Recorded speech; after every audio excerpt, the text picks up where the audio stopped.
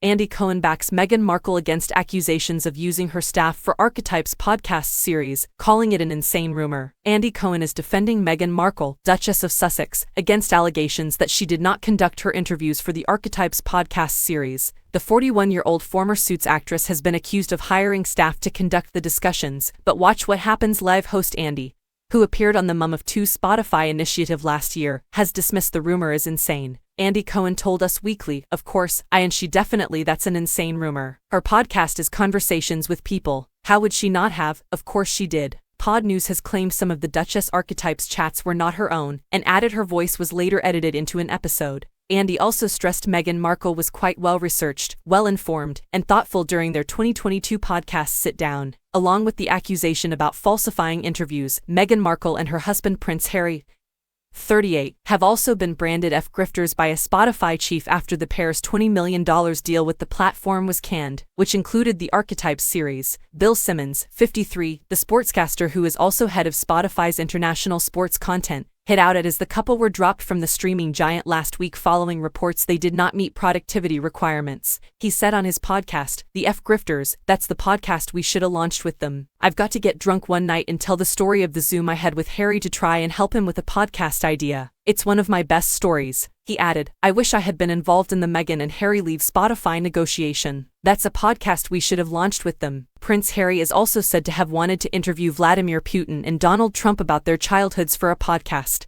According to Bloomberg, the former senior royal spoke to multiple producers and production houses about his ideas, including one about childhood trauma, in which the prince would interview a number of guests, including Russian President Vladimir Putin and former U.S. President Barack Obama, as well as Facebook founder Mark Zuckerberg, about their early years and how they shaped them into the adults they are today. According to sources, the prince also proposed a show focused on fatherhood, as well as another that would have examined different key cultural debates in each episode, and he intended to bring Pope Francis on the podcast to discuss religion.